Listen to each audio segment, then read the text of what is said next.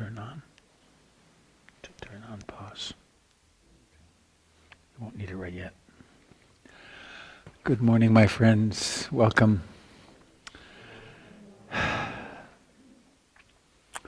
All things are impermanent.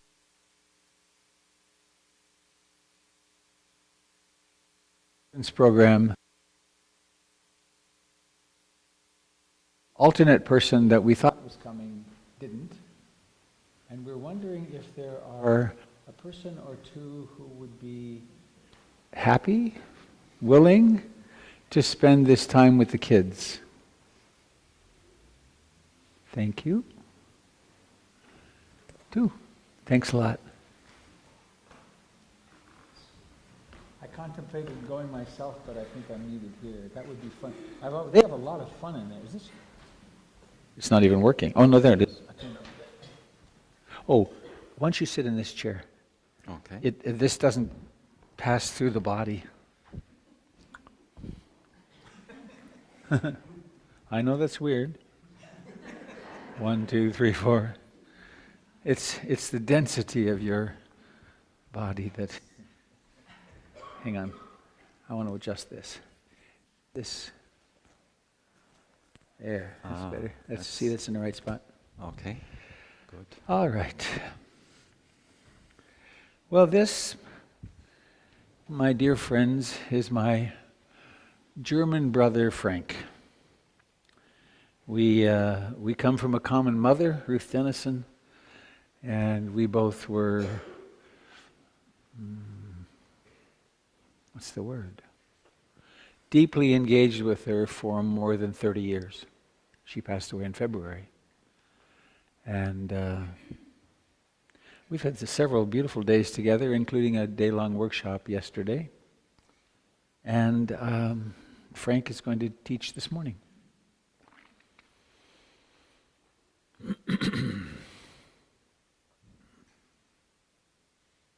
I would like before I hand it over to Frank, to invite you to turn to your neighbor and tell them one thing that you hold dear about yourself, some aspect of your own being that you appreciate and delight in. And it doesn't have to be, Nobel Prize stuff. It could be that you like to give people parking places, or so. Have a moment to tell your neighbor your name and something you appreciate about yourself.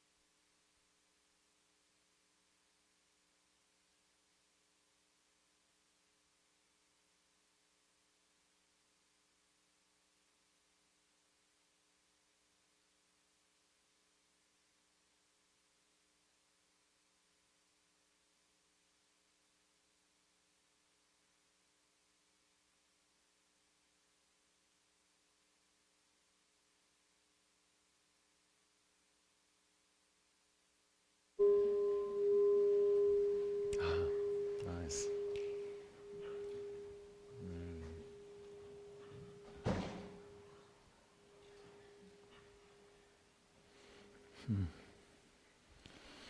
So just a little bit about Frank. Frank's been teaching for 20 years or so. He's the founder of the Touch Life School of massage in Europe. And he was telling me on the way over that there are 500 or so practitioners of that method in Germany alone. And my experience of him is that he has a profound understanding of the Dharma and a kindness and loving presence, which is well, it's delightful to be around, and it assists people in transforming remarkably. So, to Frank for the guided meditation, and then Jim will be on. Okay. And if you want to start by saying something to Frank. Yeah, a little bit. Is that? Yeah, you can hear me all right, huh? Okay, great. Yeah, thank you for the invitation, dear Robert. I have spent great days in Portland already. I love Oregon for several reasons. Why? One is when I was 19 after high school, I came here to Oregon and I was hitchhiking up and down the coast of California and Oregon, and it was then that I accidentally met Ruth Dennison.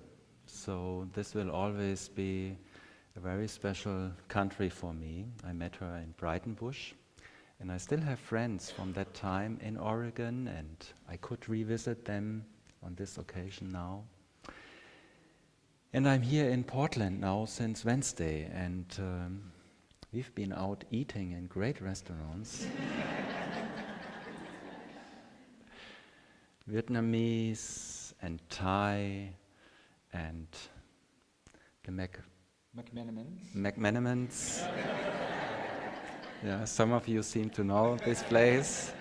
We had Hammerhead's beer. And just a great time. And I've been invited here on Wednesday to a small group that meets every week, I think. It was great. And then on Friday, we had an open evening, and I see some people from this time will come. And yesterday, the workshop, and today I'm amazed how many of you give your Sunday morning to come here and practice and be in the Sangha.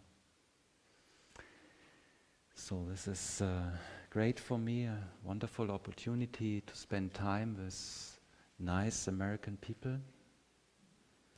And I'm happy to support you a little bit in this meditation time, which is happening now. And we have 20 minutes? No, we have half an hour. Half an hour?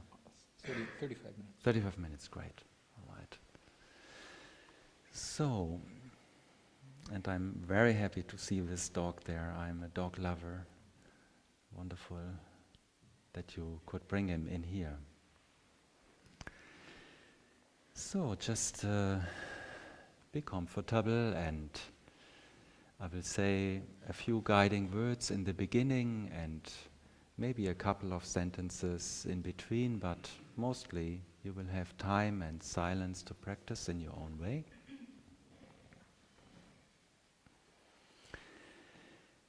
And you can have your eyes closed or open, or you can also change in between. Of course, there's a lot of freedom in this kind of practice and being here. Hello, welcome.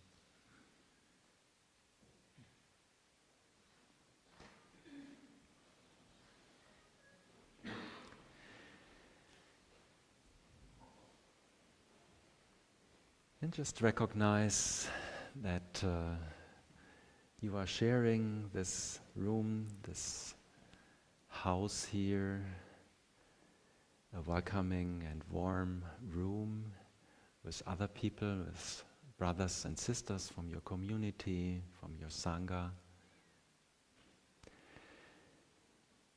And that alone is something to be happy about, because it is so helpful to be in good company, and it is also very helpful to have good company for one's spiritual practice.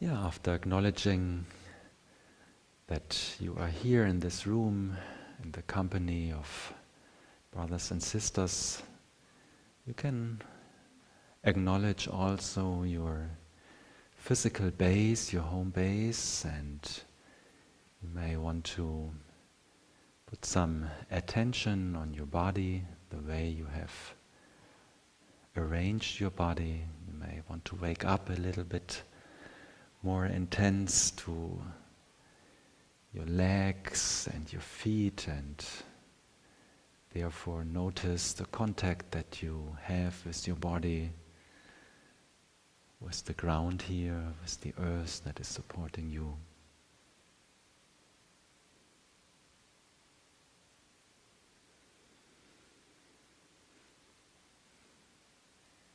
Yeah, and just be welcoming to whatever sensations that your body is giving you in this moment, and of course also during the time of our practice here. They are ever changing, and sometimes when you tune into your body, you are noticing pleasant sensations. Sometimes they are neutral, just there, and sometimes they can be unpleasant. Sometimes there are pain spots or unpleasant physical experiences, and it is just so. This can change.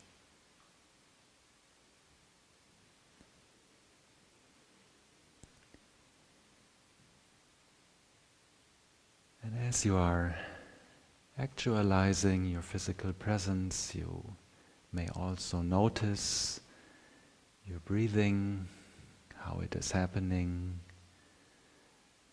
and also the way that you are breathing is ever changing, and sometimes just by noticing it more intensely, this attention, this energy you are giving to your breath is also changing it, inviting it maybe a little bit more deeper.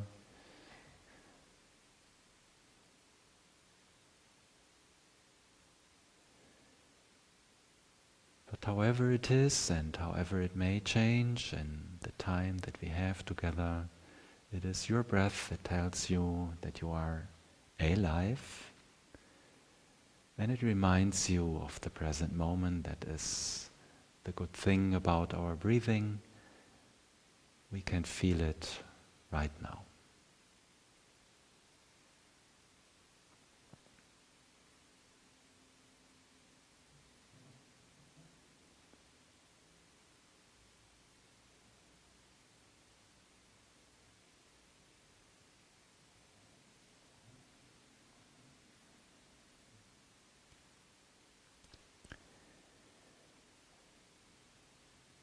Yeah, and as a small addition to that, now that you have welcomed your body, you have welcomed your breathing, just also be gentle and welcoming, be kind to yourself, and be welcoming to the states of mind, to your thoughts,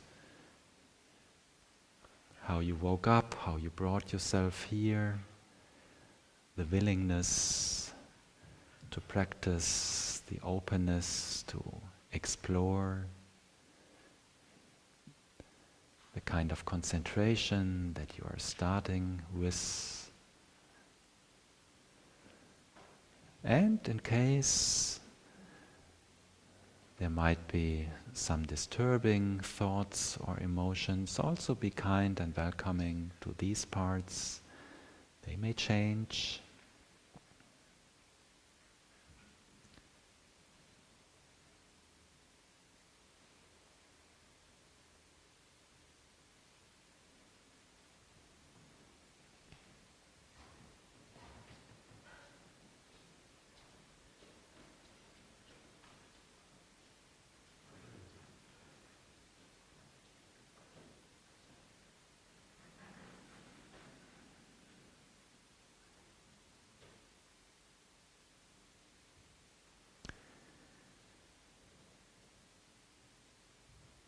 So you have tuned in to your body, you have tuned in to your breathing. You have tuned in to your states of mind.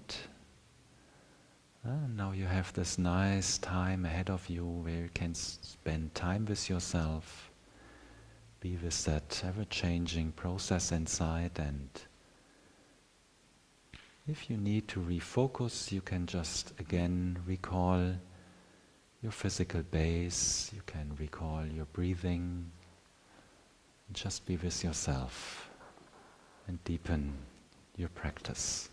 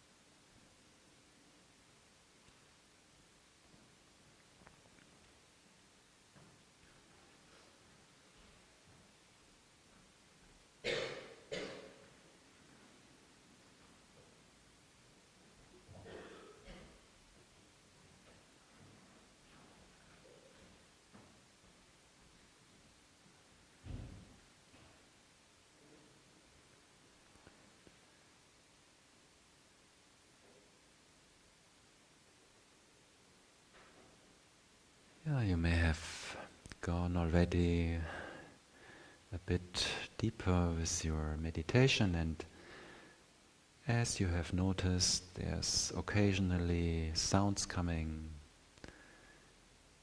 Somebody needs to clear their throat, or has to cough, or has to get up, take care of themselves, go to the bathroom, whatever. Well, it's just telling us that we are not alone, that we are in company, So many people here, that is nice. So these little noises, you just take them in and you can go back to your breathing anytime and just renew your concentration. It's very easy.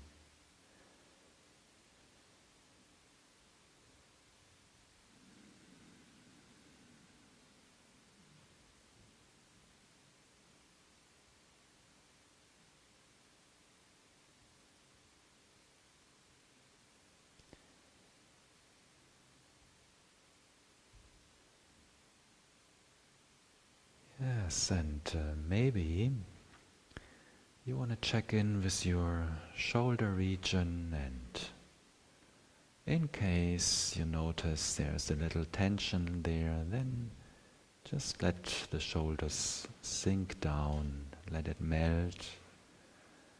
Just allow to give in a little more. This is also a nice invitation for the breathing. If any unnecessary tension in this shoulder area, you can let go.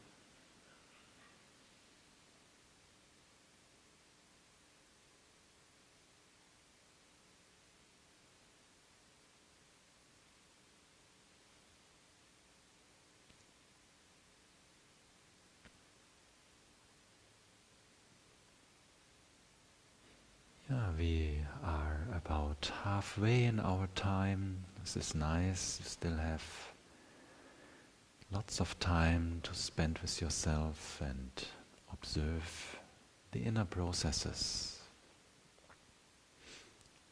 So if you are in good concentration, wonderful, then just carry on. And if you want, you can just check in with another area in your body, which is an important area. You might want to place your attention briefly in your face and just feel the state of your jaw region,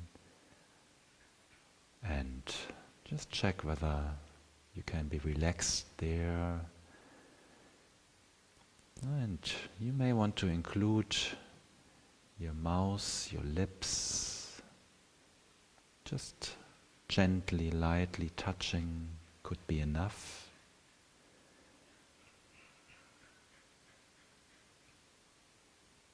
And just check in, if you like, also with your tongue muscle. It would be okay maybe to let it rest in your mouth, be relaxed there, so that you can have a gentle and at ease situation there. This could be helpful for your breathing as well. To let go any unnecessary tension in this area.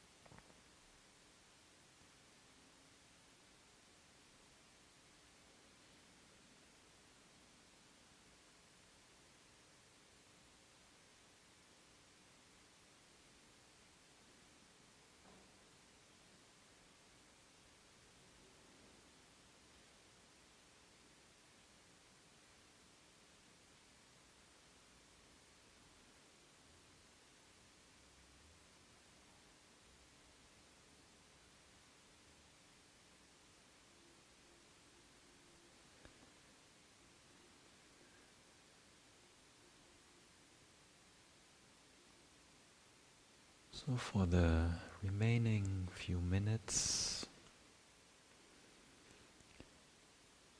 just have a look at how you could spend this time with yourself. Maybe you're happy because you could experience a nice meditative state. Just check how it was, and if that was so, then make a mental note what made that possible so that you can re-enter in a similar situation. And maybe you had an experience of another kind. Maybe your mind was busy, maybe you were contemplating, and just have a look, what was it, what is it that caught your attention, that needed to be looked at. And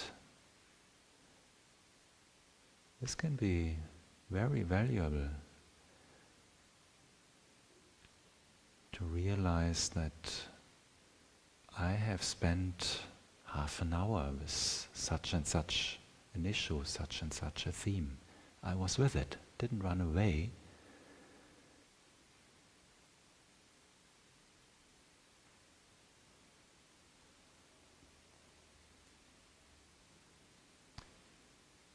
And don't forget to give yourself credit for having made an effort, sitting still for half an hour and a little more.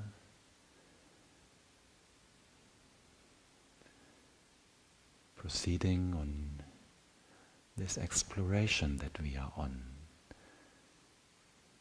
getting to know ourselves, trying by observing to gain insight. How are we working as a human being with our body, our emotions, our mental processes, and this big potential which we carry.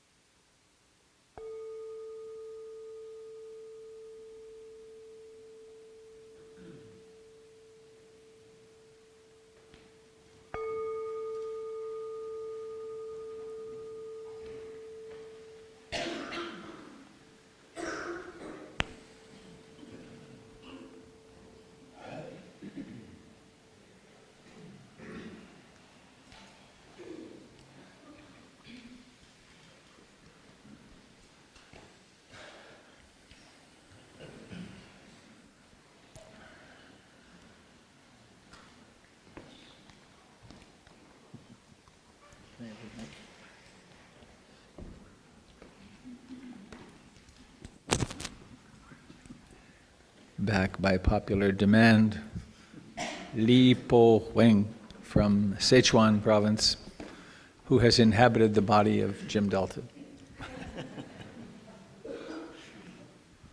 Thank you, thank you.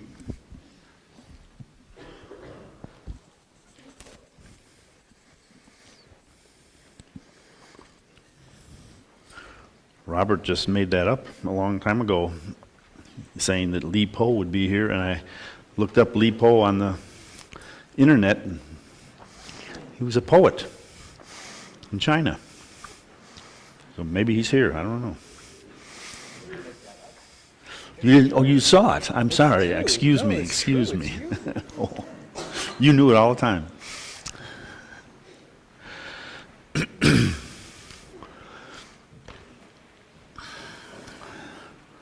So we get in touch with our feet on the floor.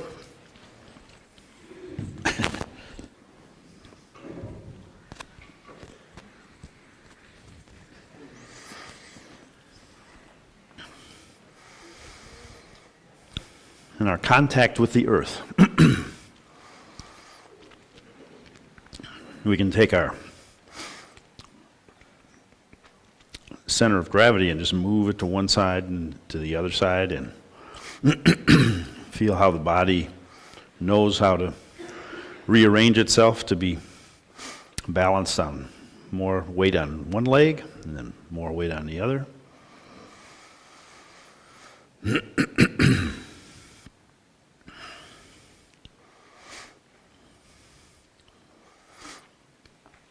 And several times in the last 2 days, I've heard Robert talk about a different view of ourselves. Instead of inhabiting a space on the earth, what if we thought of ourselves as a process emerging from the earth? What if the earth is peopling this room? I heard that Friday night, I heard that yesterday, and I woke up this morning and I said, that's sort of what we do with the Qigong. So I made up a story instead of meditating this morning. My mind was very busy. So I placed my feet parallel underneath my shoulders, soften my knees, soften my shoulders, full breath. And as I sink and draw my arms up, I wonder, what if I am emerging from the earth? What if this is a process of emergence and getting born from the earth? Instead of a stick figure moving his arms, rising out of the earth.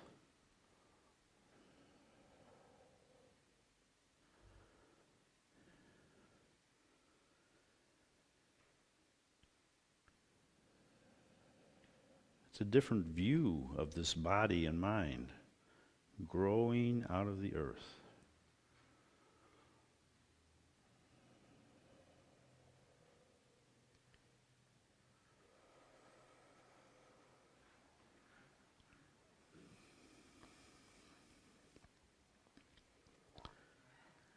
And as we grow out of the earth, we become aware of a wider and wider vista. There's other forms taking shape around us.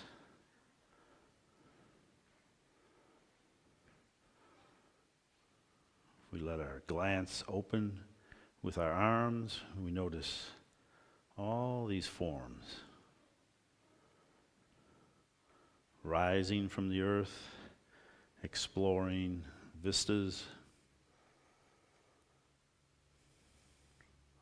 We're not just these stick figures standing on the earth.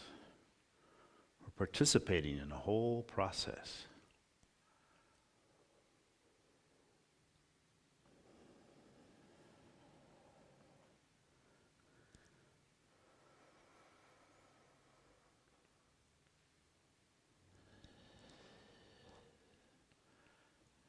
And sometimes we get playful and we reach overhead and play with the rainbow overhead, just following the sweep of colors and shapes.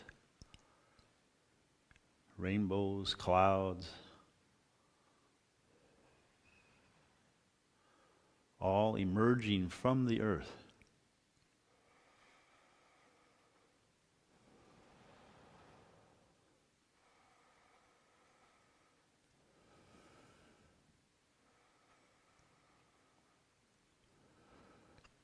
Releasing the arms down, crossing the wrists, coming up the center.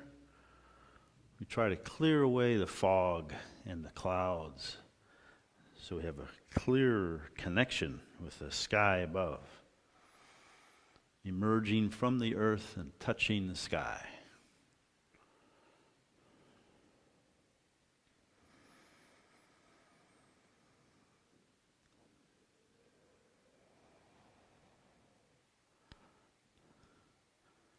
The earth aware of us,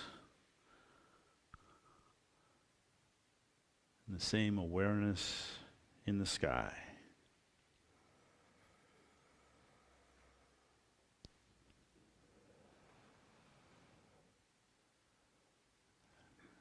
Pause for a second, gather ourselves, realizing that this form that's aware and alert has resilience and flexibility. It can open to the side. It can pull and push, respond to this ocean of energy that we're in with a lot of different responses. We have flexibility, resilience, adaptation.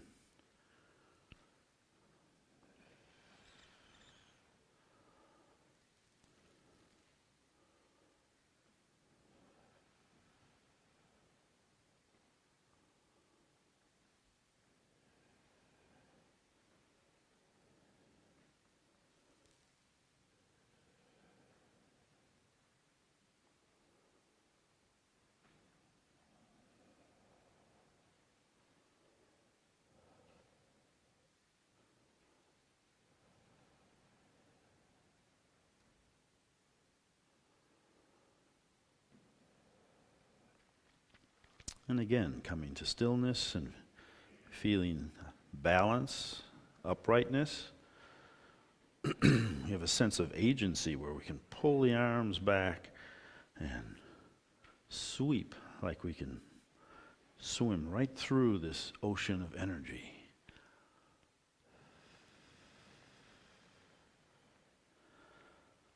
Awareness organizing itself into large sweeping moves, opening the breath, joining with our brothers and sisters in this synchronized swimming. Some of you don't know who Esther Williams is, but some of us remember that far back. Okay. And as we explore this world, we find that the sun rises and it sets.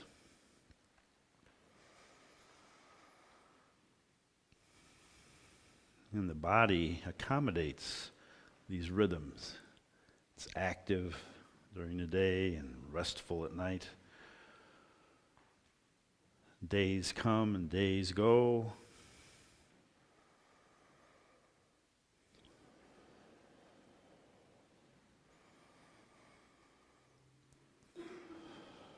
And the body knows how to participate in this rhythm. Has a feeling of expectancy and openness in the morning, has a feeling of release and relief in the evening. But we're also open to the moon, gazing at the moon. We might catch a glimpse of a sliver of the moon. And then we expect the same thing the next night and it's not there. It's rising later, or it doesn't rise at all. Impermanence. Simple gesture, gazing at the moon, is filled with impermanence. Sometimes we look and there's a full moon. We expect the same thing and it doesn't happen.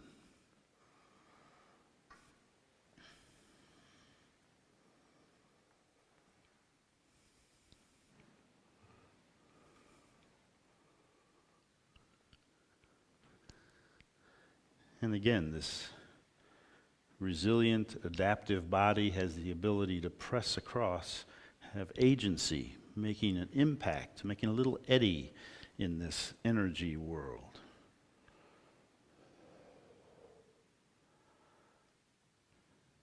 Organizing hips, shoulders, wrists, hands,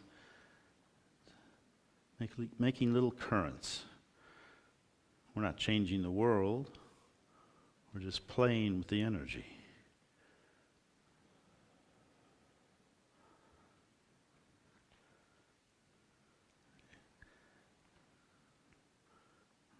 Ruth would sing, it's the little things that keep us grounded in the world, just playing with the energy. playing with our imagination. We can raise one arm, cross the body, focus on the palm, put another palm in place underneath, and move both across like a cloud drifting across the sky. Switching, new cloud, new shadow following on the earth. So the human form has this ability to organize the mind and the body into little stories, focusing the attention on one palm, switching, letting the adaptation to a new cloud, a new direction, a new shadow.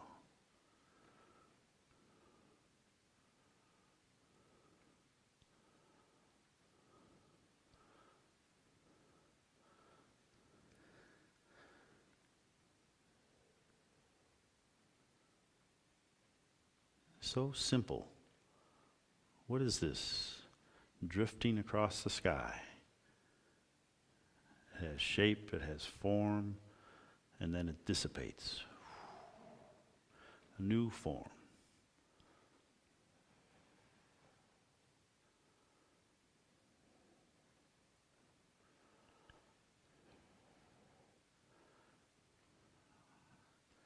Like I said, I woke up with this story in my head. And we've just finished 10 moves of the 18 steps, and the timer went off, so I don't have any more.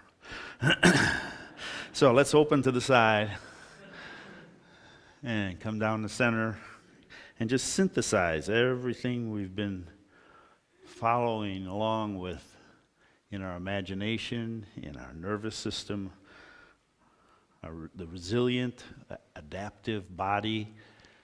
You can reach up and gather inspiration, get it grounded in a body connected with the earth because it's born of the earth. It's not a foreign object. It grows out of the earth. And one day, it'll settle back into the earth. So we pause, anticipating that day of real stillness and watching. The body's not ready for that total stillness. It keeps moving. We've stimulated a flow of energy with our imagination, with our intention, with our coordination, taking deliberate gestures in this ocean of energy. When we hold still, the vitality continues, makes itself known. Where is it known in your body right now?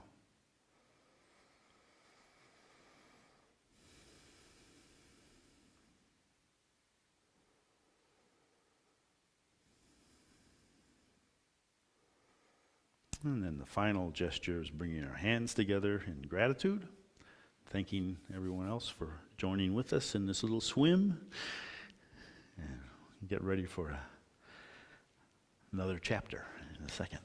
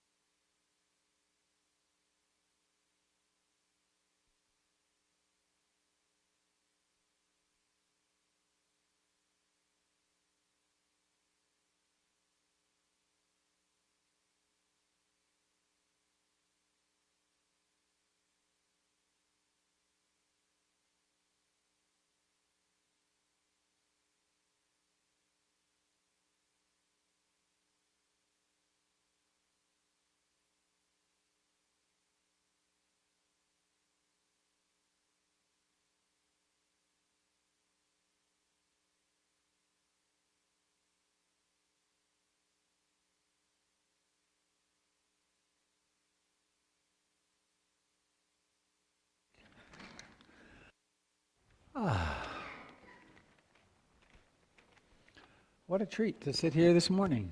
My goodness. All the way around. Well, I have a few announcements this morning. The list is before me.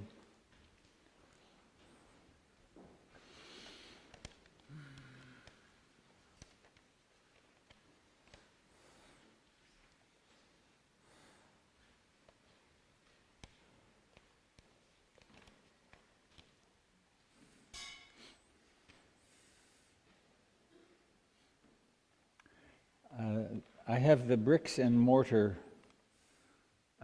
announcement first, which is that we are coming to the, can you hear me okay? Sound is okay? We're coming to the end of the year, and we're doing our annual financial campaign with the intention of raising about $15,000. There is a $3,000 matching grant, which we're about 2/3 of the way through, so we're at 4. And there's an educational role that we have around finance and spirituality. In my childhood, we were kind of beaten on by the priest of our church. It was endlessly, it's like every week was fundraising. But this is our once-a-year push to balance the budget, actually. So PIMC runs completely on your generosity. And this is your center. I like saying that no one owns it. It's a nonprofit corporation, and it's yours as much as you want to be here. And in fact, by design, from the very beginning, our charter with the state is that we are a non-membership organization, so you can't belong. You can only belong by participating and then by contributing. So donations are, of course, tax deductible.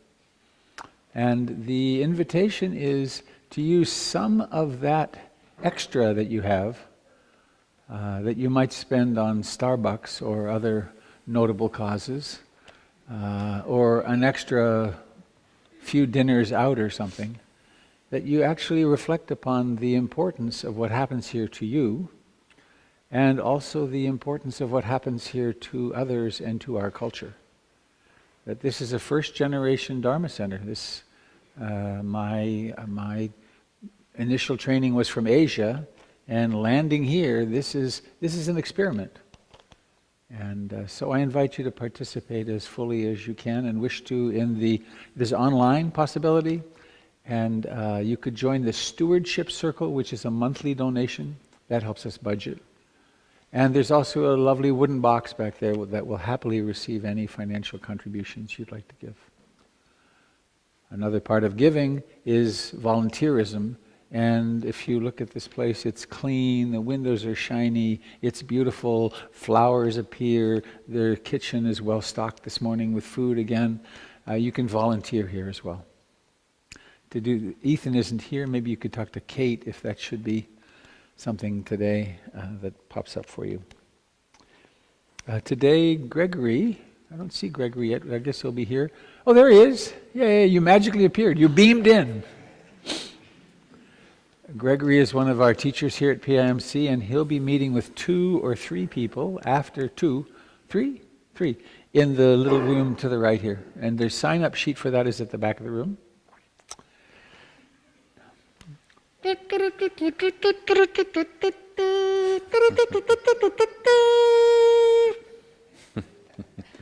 The long-awaited sewer replacement. Yes! Is happening January the something. January the 11th, they will dig up the old sewer line and put in a new one. At the same time, they will also put in a new water line. So we will have more than a dribble coming out of the taps. We could make it public. It's not that exciting, but there is a video of the old sewer line entering and going down through various crevices. It's quite a fascinating journey from the street to the sewer. Community giving. We have here a treasure chest into which you can put warm clothes, food, anything which would be of use to to our friends and brothers and sisters who have less, or who have nothing actually at this point.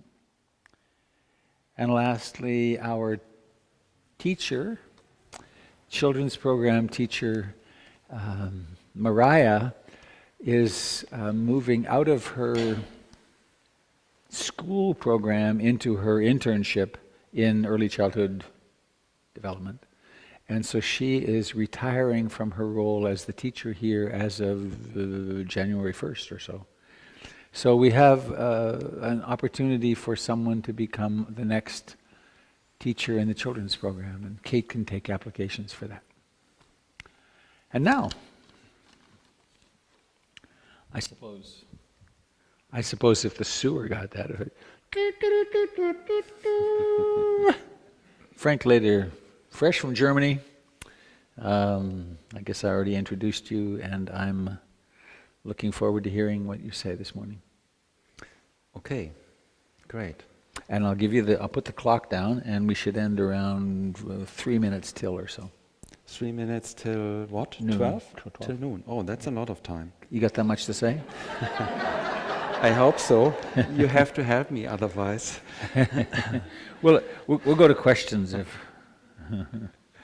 Right. Good. So what are you doing during this time? I suppose, as you said yesterday, I'm napping. There I was doing a meditation, and he later said, well, I was napping during the meditation. Yes. Yeah, so that is an honor for me to speak here and share in front of you. And I hope I can do good enough with English. I came here last Saturday, so that's my 8th day already in the country. That helps. It's catching up.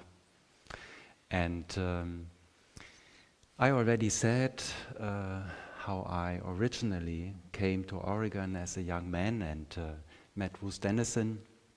And as probably many of you know, she was born in Germany, and she was also teaching mindfulness meditation in Germany and Switzerland and Austria and Sweden and other countries in Europe, and of course all over the United States. So after my first retreat, I had the good fortune to meet her every year in Germany. She used to come to Germany then, and then only later in her 80s she stopped doing the long travel over to Europe. So that gave me then the opportunity to come and visit her here in the United States. So I have been a regular visitor to her center in the Mojave Desert near Palm Springs, where she offered wonderful landscape, a retreat center for visitors, and of course also for groups who met there to deepen the practice. So that is what I did for the last, let's say, 15 years, usually in December when I can take off from my work in Germany, so I spend 2 or 3 weeks over there. And I'm going there tomorrow. Tomorrow is Monday. I have to say goodbye to Portland, which will be a little bit sad. But I'm also glad that I can move on forward to the desert, and I will be spending there time to help teach the holiday retreat there for the insight meditation. So, and when I was filling up my rental here the other day, the guy who filled it up, he picked up that I'm from Germany, and then he said, "Hallo, ich habe auch Familie in Deutschland," he said. I also have family in Germany. And said, "Well, great. So when are you visiting Germany then again?" And then he backed up and said, "Oh, no, not now." And I said, "Why not now?" He said, "Now, once you've done with the refugee problem, then I might come." So then I said, "Well, what is the problem for you?" And he said, "No, I wouldn't feel safe traveling to Germany now in the state that you're in, with something like 1 million refugees, mainly from Syria and some other countries, Afghanistan and God knows where, who are now in my country." So I was contemplating about that, and I also picked up from several conversations that there is somehow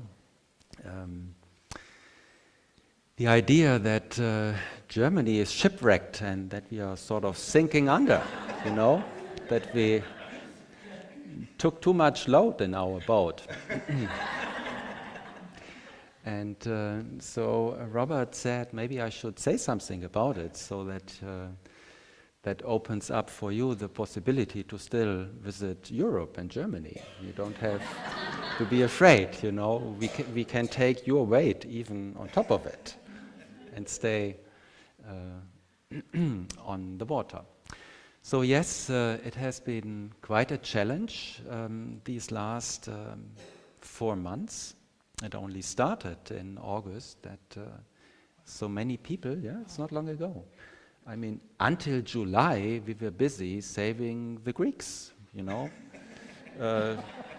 getting bankrupt. That was top news for another 5 months, You turn up the TV, the radio, whatever, it was Greece, Greece, Greece, Greece, all this money business going on, a lot of tension, and it was about should the European community, 28 states now, 28, Greece being one of them, should we say goodbye to them because they are having a difficult time? Or should we show, solidarity? Should we show help and generosity and somehow try to work it out together? And it took 5 months to discuss that in all the different countries and all the different, forums where people who can decide about such things had to meet and so on and so forth. And I know, the outcome, finally we decided, let's stay together. It's just, money, some figures traveling from one computer to the other. So it was decided that Greece stays in with the others. And then that was dealt with. And then, as I said, starting in August, the refugee issue became the big thing. It still is. It will be for another 6 months at least, I suppose. So there's a lot of discussion. Everybody, has an opinion. Everybody is trying to find her or his standpoint relating to this. And Europe is, at the moment, not united. 28 states we have, about half of them decided to open up and take people in. And the other half is at the moment afraid. They feel they don't have enough to share. They have the feeling that if too many people are coming into their country with their problems, with their hunger, with their strangeness, with their being different, that creates too much of trouble. So they would rather not. So, of course, if everybody joined and helped together, it would be easier. More shoulders, less load. But it is what it is, and at least about half of the European countries said, yes, we are going to help. And how did it happen? Inside Europe, just like inside the United States, the countries decided that there should be no borders, no boundaries anymore. So I can just travel from Germany to Austria to France to Poland to Denmark to Belgium. You know, these are my neighbor countries, and I don't have to show a passport. For you, that is anyway normal. But for Europeans, that is not normal. It's only like maybe 12 years ago that we decided, let's do it like that, you know. We invite each other. We want to unite, you know. And that's a very nice political and social experiment, because there are these two sides in every human being, you know, in the small level and on the larger level. One, we want to be secure. Yeah, we want to have our own space, but we don't want to be alone. So two, we want to open, we want to be in relation, we want to unite, we want to be bigger by sharing, and so these are ambivalent wishes.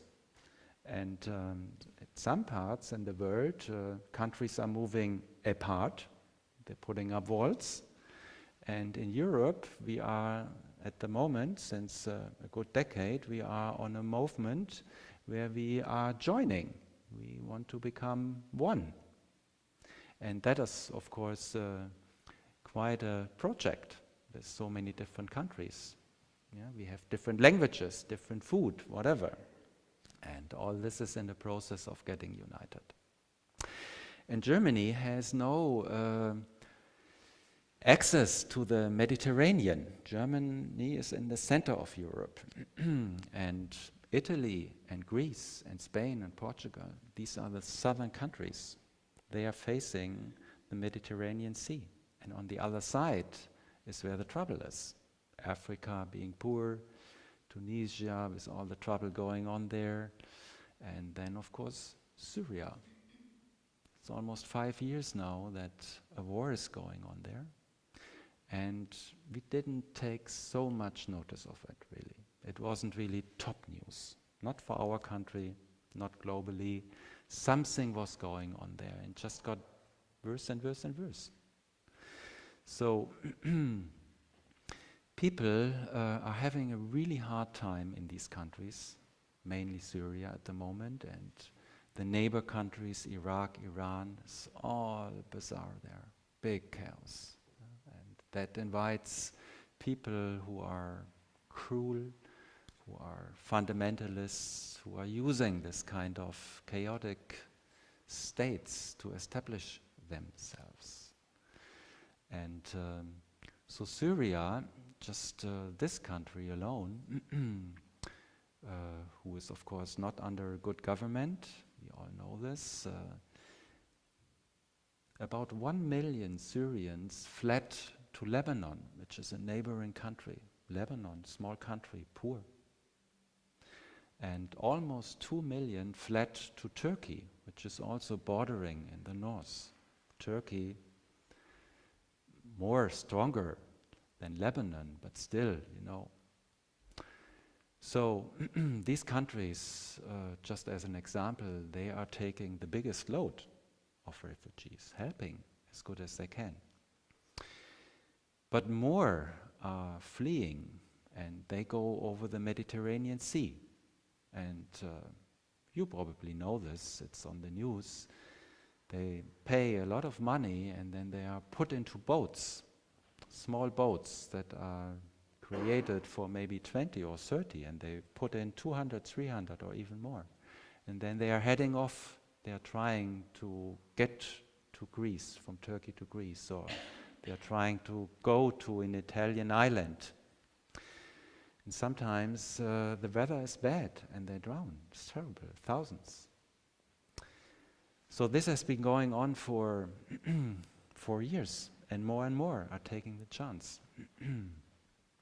And so Italy and Greece, both not the richest countries, not the strongest economies. Greece I mentioned already. They are actually being faced with that for many years. So they are taking a lot of refugees, taking care of them on first hand. And in this year, especially starting this summer, the movement got bigger and bigger.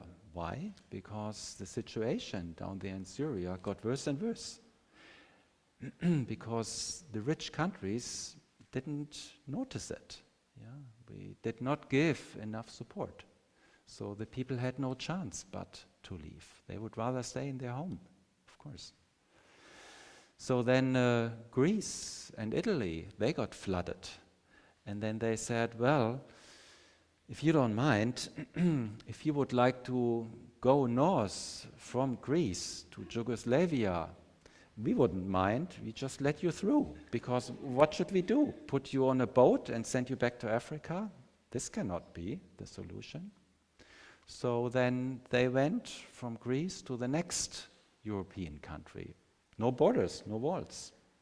Walking. Or they were given free rides. Yeah, here's a bus, take it. You know, we don't even want to see your passport. Just, you know, leave our country. So they went to Yugoslavia. Same thing. They said, okay, well, poor you. Why don't you take this train and we don't look at it and, you know, in 6 hours you will hit Austria. Let them take care of you. So that's what they did. All of a sudden they were in Austria. And then from Austria it's not far to Germany. And so, you know, it was like a domino thing. And I think it was in September when some 10,000 were held in, what was it, one of the ex-Yugoslavia countries. Maybe it was Serbia, I don't remember exactly. Next to Austria, because Austria said, stop, we cannot take you anymore. So they were jamming up in Serbia, just hanging out there on a train station. 1,000, 5,000, 10,000, 15, 20,000. And they were not fed. No water, no food. And it was terrible for everybody. For the city, people living there, for the refugees, and more kept coming. You know, it was like a big jam. And we saw this on the news every day. And it just was painful to see this. So, and then one evening, our Chancellor Merkel, which is, I think last week, she was on Time magazine, Person of the Year, yeah, supporting her for this decision. Thank you very much to the news people of Time magazine. She said, okay, we take these 20,000, yeah, just to take off the steam. So they were put on trains and hauled through Austria to Munich. And without that anybody organized that, people from Munich went to the station, bags full of food, bags full of clothes. They were waiting there at the station. You may have seen it on the news. Train comes in, people go out, the Germans standing there clapping. You know, hello, welcome, great you're here. This was unorganized. Yeah. I mean, touching. Yeah, very touching to everybody. And it just went on. Didn't stop. Next train comes, 5,000 every night. And then it went up to 7,000 every night. And then somehow that channel that was maybe intended to just help for a couple of days could never be closed again. So, and so it's now 1 million, I think, who are in Germany, and 100,000, a little bit more in Austria, and as I said, about half of the European countries are helping. So people are now there. Yeah. And it's challenging. You are a country here with an immigration history. You are used to immigrate people.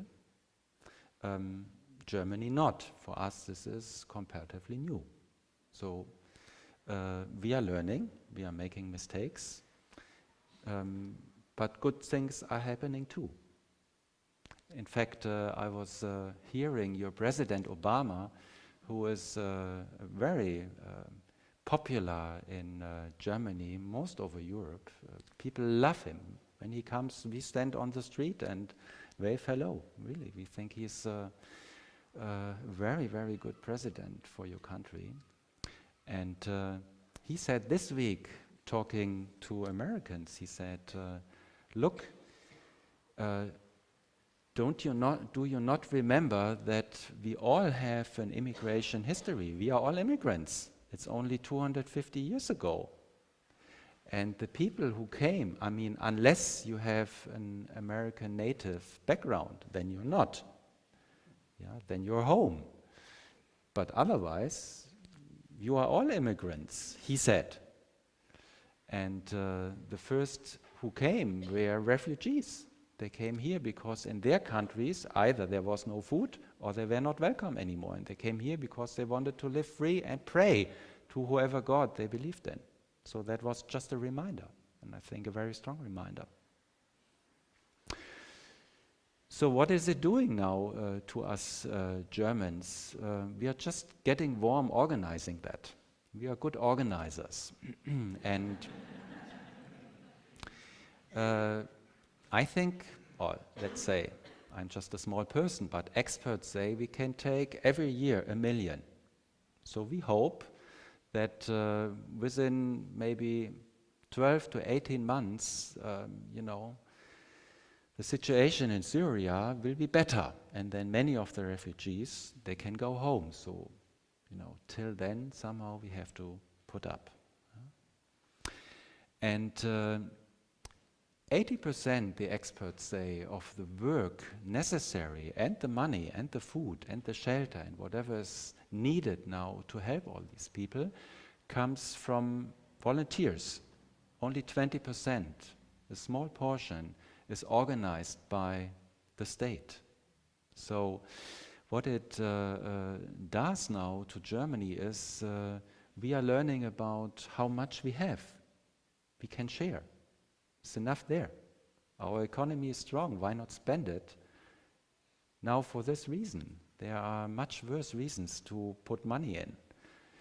We just said no to the Olympics in Hamburg 2024. People said, no, we don't need that. We have other things to do. Who needs, mega selling sports event? Well, some wanted it. The majority voted no. Berlin said no, Hamburg said no, Munich said no. So I think for the next 2 decades, no Olympics in Germany. We send our sports people to wherever they want to organize such events. But we are busy now with the refugees. So, and we are discovering as a community, as a nation community, how nice it is to be generous, how nice it is to reach out, And there will be problems that have not been there before.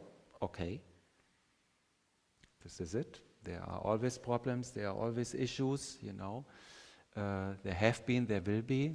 Look at Volkswagen, this has nothing to do with refugees. Volkswagen messed it up themselves, so. And yes, there will be cultural friction, and there will be also learning about a religion which is not so grounded in Germany, the Islamic religion, and people are figuring now that our universities will teach a modern version of Islamic belief. And it'll be Muslims who will enter, European universities, and they will there train teachers teaching this kind of belief to school kids. So it's all in the making, of course, but has a big potential, because I dare to say, just as the Dharma is now having a renaissance in the West, and that was said by the teachers of our teacher in the 1940s, 50s in Burma, the old masters in the monasteries who had preserved that teaching there for thousands of years, only taught it to nuns and nuns. They had a vision, a glimpse of the near future, and they said there will be a renaissance of this kind of teaching, and it will not be in Burma. They felt it'll be in the West, and those guys even didn't speak English. they just felt that. And a little later, they found a man who was capable to talk English, and they empowered him, gave him authority, and that was Uba Khin, the teacher of Hu Stenderson. And he taught nuns and monks and lay people and women and Westerners. And then the seed jumped over. And here we are, some 40 years later, and it's all over the place. The Dharma, Buddhism, meditation. You know, we can have it now almost everywhere. And it's having a renaissance here. And the way Westerners teach this particular spiritual tradition, with all respect to its deep roots, of course, is different. And it needs to be, because we are different. We are facing different troubles. We have other issues in our minds. So it needs to be translated. It needs to be refreshed. So does, I think, the Islamic religion. You know, they need some dust to be, you know, brushed away in many ways. They have to learn something, and they are not learning it in their countries. How could they? Too much trouble. They are learning it in Europe, maybe in America. And they will bring it back. It'll take some decades, you know, but we have good chance to work through this too.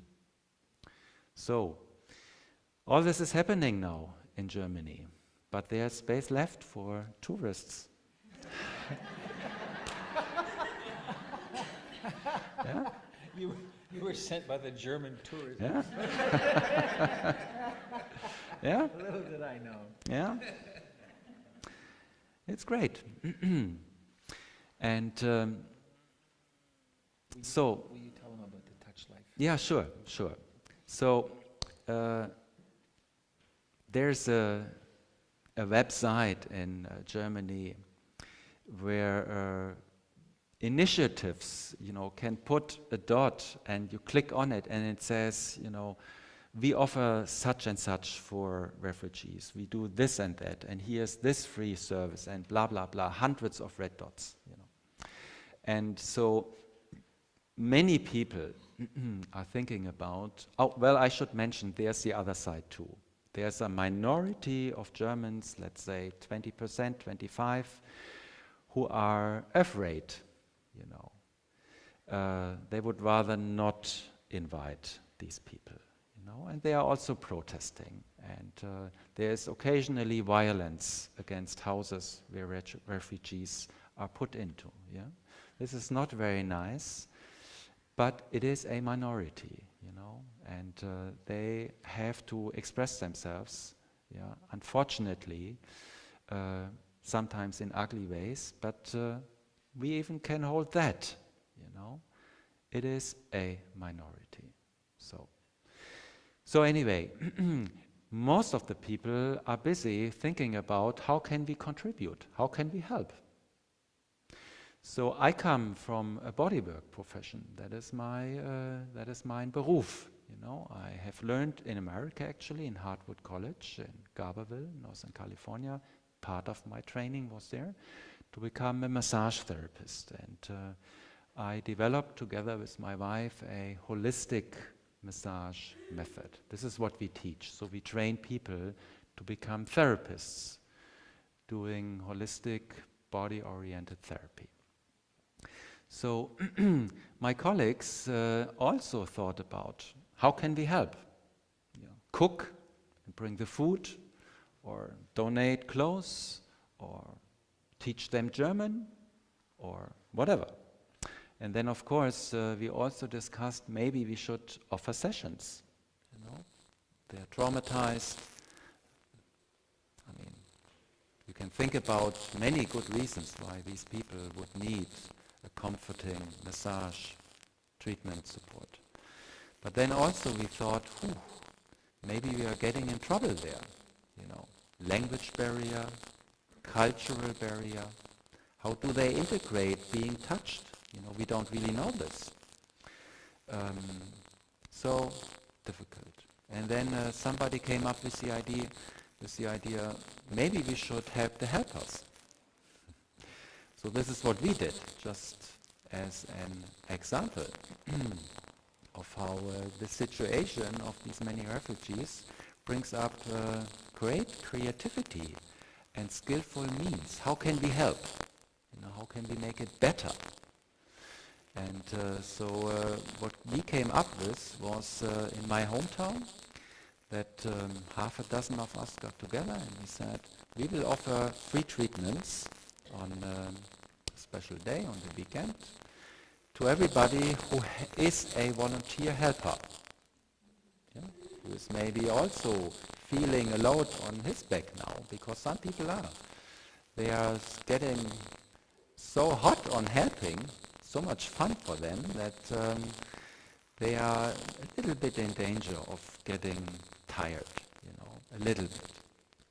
So anyway, so this is what we did. So a spokesperson of us went to the town hall and talked to the mayor and said, look, we would like to give free massage sessions to everybody who is a volunteer helping in our town. Would you support that? And he said, great. You want to do it on the weekend? Fine, you get the town hall. So really, where they have their usual, political meetings, that is where we could put up our massage tables. And they even took care of calling people and say, you come at 11, you come at 12, you come at 1 o'clock, whatever. So there was a lot of support. And so the day came, the people came on time, we massaged them, we talked to them, we acknowledged them for what great work they do, and everybody was happy. And there was even a newspaper article about it, acknowledging our contribution. And it gave us great joy, and what it also did was it relieved us of feeling helpless or overwhelmed, because nobody can take care of 1 million refugees. It's just too many. But if everybody contributes a little bit, the thing is done. We are 80 million Germans living in that country. And this is just 1 million coming for a visit, for some time. It's no problem. It's enough space there. No problem at all. This is what the experts say. Enough money, enough space, enough houses. It's not really a big deal if you want to solve the problem. And it is not nice to feel helpless or overwhelmed. It's not a nice feeling. So what we learned, talking about myself and that little example of my colleagues with the massage sessions, we felt powerful. We felt we did our share. We found a way of helping. And so for us, somehow it had on that weekend, we are not at the end of the road yet, but at least for now, for this time in December, it had a happy end. We could bring ourselves in with what we would like to do, and it was received well, and we could support the helping system, and so we got a little bit involved, and therefore we feel okay about the whole situation. So this is all part of the spiritual practice, of course, as well. Reaching out, acting out of loving kindness, out of a spirit of sharing, out of compassion. Compassion is very, very important. In the Buddhist path, it's especially recommended to cultivate love and loving kindness, cultivate compassion, cultivate sympathetic joy. People are having a lot of fun with the refugees and with the teams that are building there. It's not just only hard work, it's also a lot of fun. That's why they do it. And number 4 is equanimity. So all this can be seen in this movement of people coming to Europe now, and all this can be put into practice. Yeah. So are there any questions? Yes.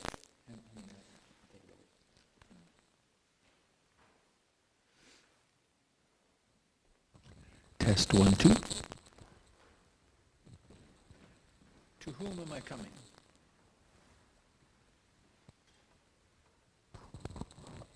Yeah, in the U.S. right now, it feels like things are so polarized. I mean, it's really quite vicious. I mean, I read the news a lot and I read comments, and it's frightening to me how cruel, how people feel so free to be cruel and tear people down. And around this particular subject, there is this same kind of discussion where it's extremely polarized and there's a lot of hate and whatnot. And I'm curious how in Germany the discussion is going. Is it that polarized? Is it, and if it's not, do you have suggestions how to help begin to change that conversation? Well, it's a big question to a small person. A lot could be said about this. It's also a very broad discussion. In every family, in every small town, in every bigger town, in Germany, in the European Union, ambivalent, It carries the chance of transformation and finding new solutions by working together, and at the same time it's very scary. It is, more problems. And we already have problems. But somebody has to clean up the mess. And, somebody starts it and gives a good example. Others see it, become motivated. Oh yes, maybe this can be done. They join. All of a sudden, you are strong enough to take care of it. And this is just an example. And from the little I know about your political system is that you have quite a strong polarization here in America. Painful, that they hate each other so much. I mean, the Democrats and the Republicans. There's a lot of hateful speech and campaigning going on back and forth. And it's not that bad in Germany. We have more of a political culture of forming coalitions, And as I said earlier, this whole project of the European community is a training for all the politicians to find compromises. Everybody would like the biggest share of the cake for themselves. That's natural. But they cannot have it because everybody is like that. So they have to sit together and work it out. And they are learning how to share. So not that we reached the great peaceful state. It's an ongoing process. But at least there is somehow a recognition that it is better to join or better to hear what the other has to say and find ways of working together than to make the ditch in between too deep so that you end up shouting at each other, because the distance becomes painfully large. So that's how I see it. I hope I could answer a little bit to your question. Oh, you want to go further? How do you begin to get people to start forming coalitions? How what?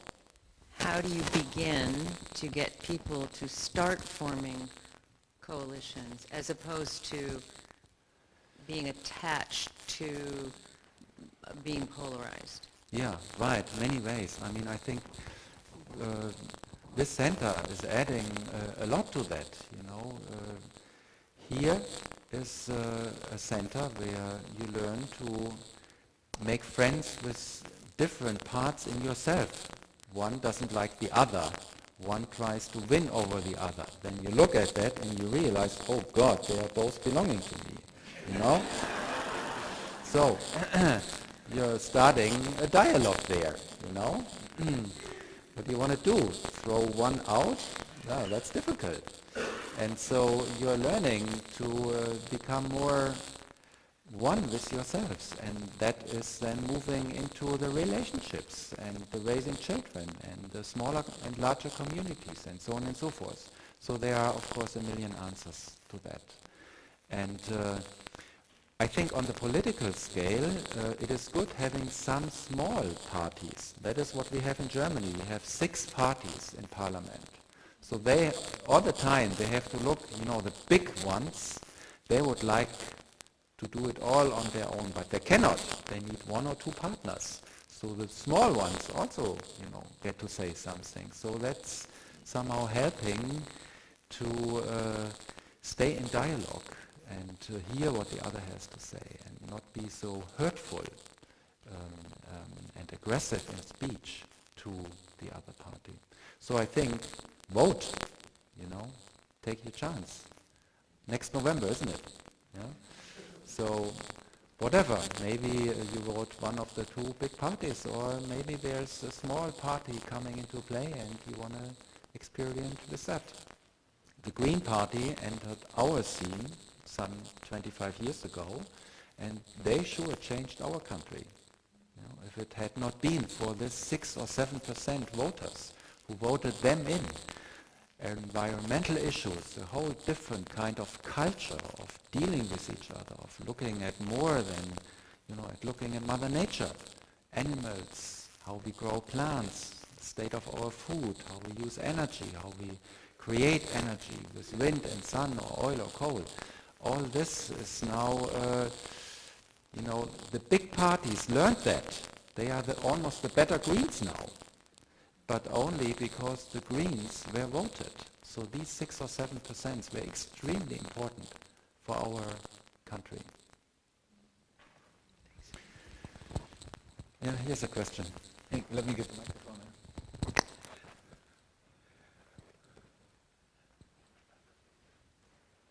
Something that I am pursuing is connecting with a couple of the imams in Portland. And as we have Frank sitting here today, we will have an imam from one of the mosques with us within the next month. And more beyond that, but we are the dialogue. We can talk about politics and what can we do at the level of national politics? Not much, but we can do something right here in our own hearts and in Portland.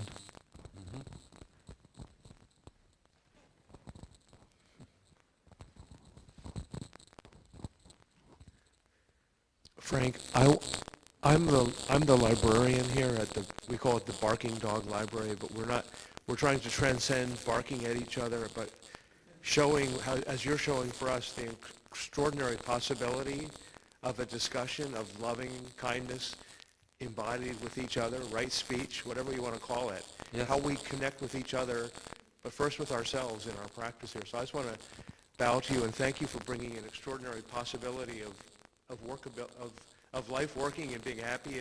It's a party. We're going to have the refugees come in and we can help each other. That's great. So Right. thank you. Yeah, thank you. Yeah, great. Yeah, right speech is so important, isn't it? One of the 8 factors of the Eightfold Path, right speech. Frank, I also wanted to say I really appreciated you coming here and giving that talk and just your perspective, so I wanted to acknowledge you personally. I got a tremendous amount out of that. For the first question, I had a comment that I wanted to make. I saw a story on the PBS NewsHour Thursday night, and it was the very last piece. It was by a man who started a nonprofit in New York City called Humans of New York. I don't know if anyone else saw it, but it was a beautiful story about a Syrian woman named Aya, and she was trying to immigrate to the United States. Her request was turned down, and now there is a petition that's going on to get her immigrated into the United States. So it was a beautiful story. It's on Facebook now. And so I think the larger point here is that on a lot of the major news networks, they're controlled by very wealthy people, and they don't always share the stories that we would like to see or the changes that we would like to see happen Fortunately, we do have an internet, and so we can search out further to see what's going on, and maybe if there is initiatives and efforts and change going on that we can plug into. So that's a suggestion for how we might do that. And then just to reiterate what Robert said, there's a lot going on here in Portland too. And Yes, thank you. yes. There is always a lot going on. And the way I see it is, we are living on a planet of duality. That's the theme here. Free will and duality. You cannot have free will unless you have left or right, good or bad. Otherwise, where would the free will be? So, about half of the people are creating a mess. And about half, I like to think, a little bit more than half, are clearing it up all the time. Really, it's not just, the 1% critical mass new age movement and then all of a sudden it jumps and everybody will be like that. No, we are much more. Think about a good half of the human race are good people, helpful, raising their children in the best possible way, sharing, whatever. And the other half is a little, hasn't practiced enough yet.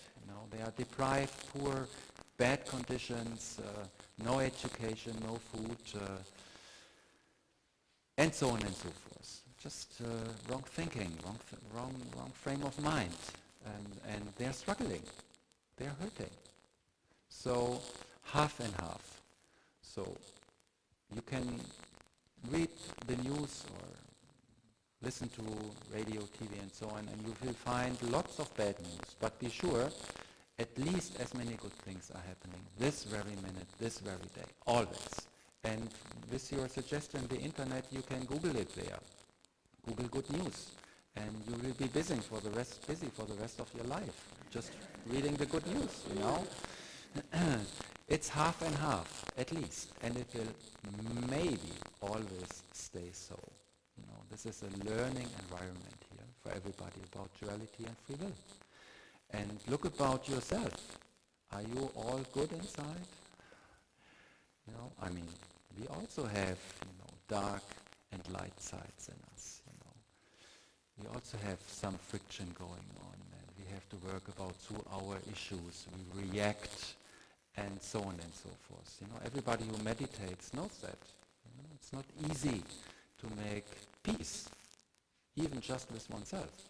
So then naturally, on the larger scale, there's bound to be conflict. So personally, I'm much rather, with the half that is helping to clear up the mess. At least, the company is better. So, Robert. I was just going to say thank you, Frank, for giving us a first-hand account of what's happening in Germany, because as this gentleman was pointing out, I myself, I never know, what's the real story or what sort of slant somebody else is putting on it. That's how bad it really is here. We don't know. So it's great to have a first-person account and a positive view of people. When you say there's just 24% that are, anti-immigrants.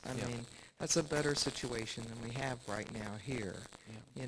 So we've got a big job ahead of us. But it's so good to hear that something is going well, and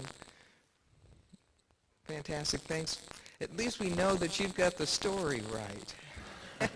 Or, you know what I'm saying. Thanks for the first-hand account. Yeah, thank you. Because we never really know what the heck is going on. That was Robert's idea to talk about this subject. Yeah.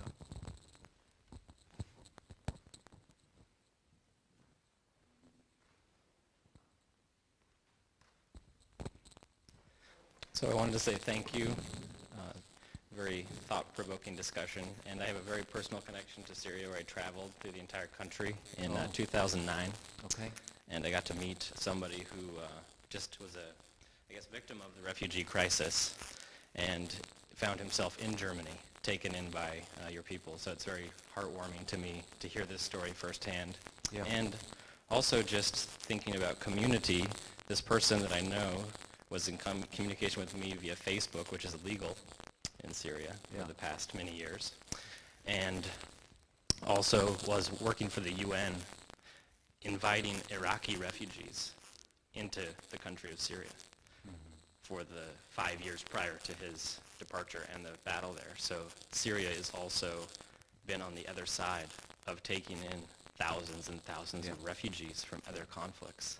And so we imagine them as the flighted and the departured, but in reality they have been the caretakers from previous conflicts. And someone who was on the other side of that role now finds himself on a boat traveling to Germany. So it's very heartwarming to me, and I really appreciate your story here today. Yeah, exactly. Times are changing. Thank you for what you said. Look, not so long ago, I wasn't born then yet, but we all know it. Germany created the mess terribly. I mean, the worst things happened out of my country, so to speak. And then when the war was over, there was for 5 years, from what I heard, history in school, hunger in Germany. We were the poorest, and we got help. So the older people, 80, 85, 90, who still remember that, who were just born during wartime or afterwards in the bad years, they remember how it is to have nothing and to need help and receive help. So that is a voice somehow that is backing that movement up now in Germany. The old ones say, look, we had it, we had our bad share, now it's time for us to help. And the young ones, they want to help always anyway, don't they? They have nothing left, they don't have much to lose yet, so they are always, ready to help and reach out. Young people are, the potential of every society. So in a way, the old ones, the oldie moldies, and the youngsters are forming a coalition, like a burger. And in between, is the rest of Germany. So somehow they are dragged along, and it has somehow, at the moment, may it stay, gathered a momentum that is, on the whole, really going fine.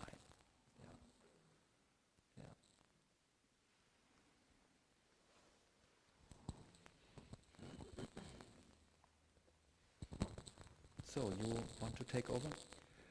I have, yes.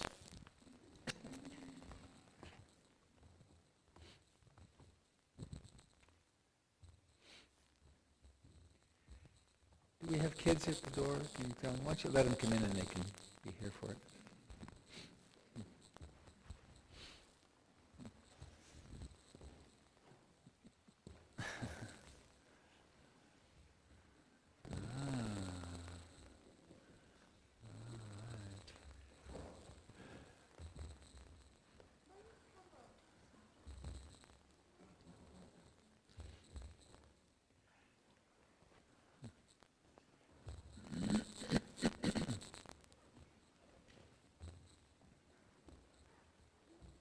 Grown-ups can go in the middle too. In fact, you're highly invited.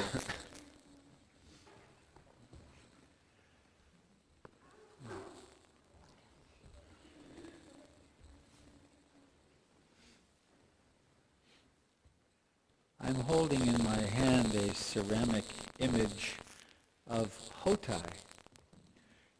People say, oh, it's the fat Buddha, and in a way, it's true. But it's not the Buddha as in Shakyamuni Buddha, the being 2,500 years ago, the human being, ordinary like us, who woke up. It's a story from, I think, about 6th century China, where there was this fat fellow who was homeless and who traveled around with a bag, kind of like the Santa archetype, and he hung out with the children, and he always had candy and toys for the children. And when he passed away, the entire region went into deep grief. And the emperor, who had been not paying much attention, I guess once you get all the way to the White House, it's difficult. But from the bastions of power, they saw everyone grieving, and they were wondering what is going on. And so the Roshi of the monastery was asked to come, and the emperor asked him, "Why is everyone so upset?" And the response was, "Because the most enlightened person in our world has passed away." Such was his devotion to caring and love. And I want to give this to you. He's been sitting in my office for quite a long time. And he's to you because you're him. You're not homeless.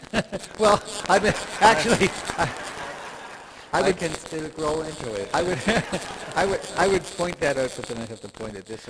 We're not talking about that. But your whole life is such a work of gentleness and kindness and generosity. And you've been teaching for such a long time, and you will hopefully have decades to teach. And I hope we will be together again to teach. But I want you to take this home as a memory of us, and as a recognition of how our teacher saw in you this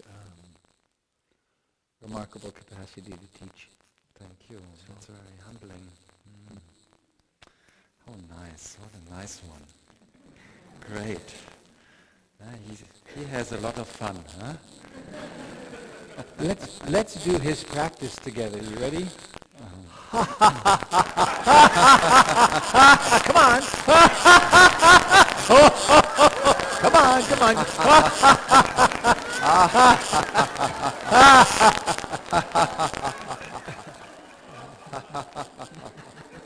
Gets contagious, doesn't it? Hard to hold on to my depression when that's happening. That's very kind. Thank you.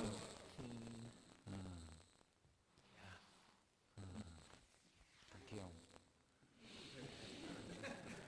So we now have a little closing ceremony. Would you like to come join us in the kids' circle? Sure. Please stand and make a big circle.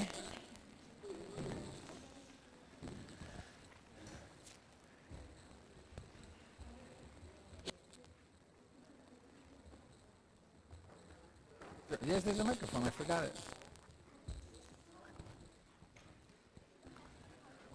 Frank, you can come down with us if you want, or you can stay there. Either way. Oh, okay. Can I get it?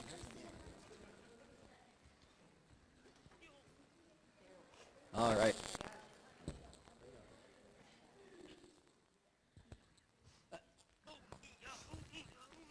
You can have this in a minute. Please find. Oh, is this not going to work? Can you bring me the other mic, Frank? This one is slowly dying. The wired one. You mean this one? Yeah, that one. Sorry.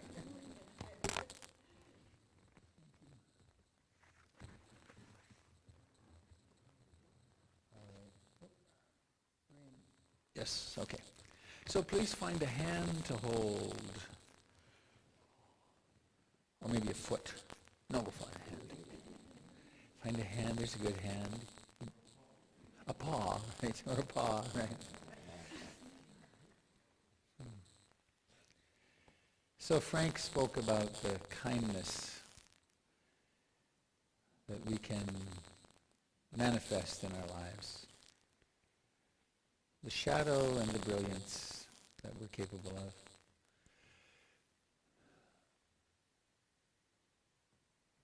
The word meditation comes to us from this Sanskrit and Pali word bhavana, B-H-A-V-A-N-A, and it means to cultivate. So if we were to go outside and dig in the garden, we're cultivating our garden. And bhavana of the mind and heart is cultivating kindness and generosity and wisdom and mindfulness and so on. So we're capable of thinking a kind thought. So why don't you give the hand on your left a little stroke or a little squeeze? what would be the kindest, most beautiful, most generous thought you could have for this person?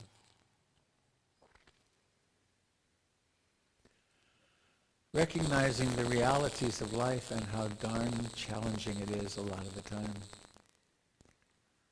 Wish her or him well.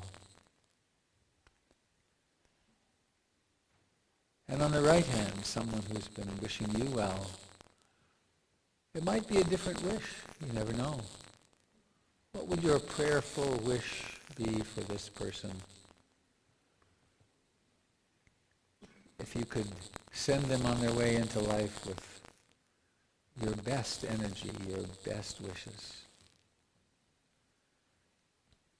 And so onwards around the circle to the right, in the left, out the right, each heart giving a little boost to this loving, blessing energy.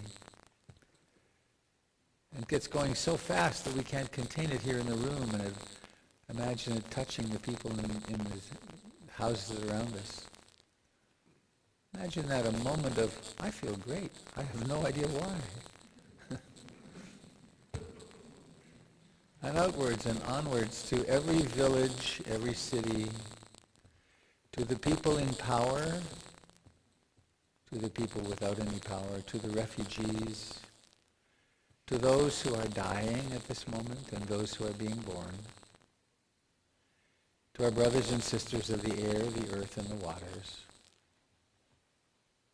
recognizing that we each get our few moments to dance in the sun.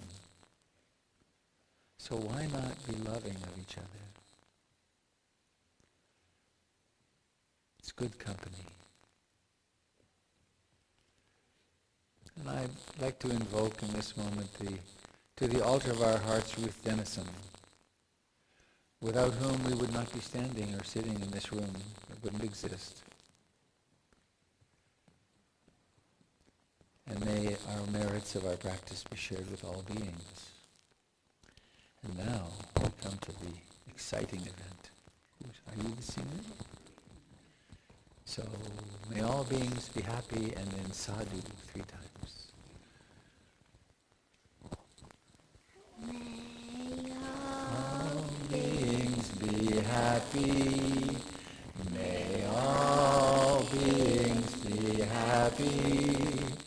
May all beings be happy. Sadhu, sadhu, sadhu. And finally, the ritual we have since the time of the Buddha, the wish, and the blowing out of the candle, and the holding of the table so it doesn't knock over. And please come and join us. There's cookies and apples and pears and coffee and tea through that doorway. Yes. I don't know, how can I speak for a parent? So, on the usual count of 3, we're going to make a wish and blow out the candle. And everyone in the room gets to participate. 1, 2, 3. Yes! Yes! So, thank you all. Are we having Christmases before we meet again? Yes. Have a lovely Christmas and whatever else you're celebrating. Ooh, well, not a little axe. And let's remember what it's really about, which is loving each other. Thank you all. Thank you for joining us on the internet.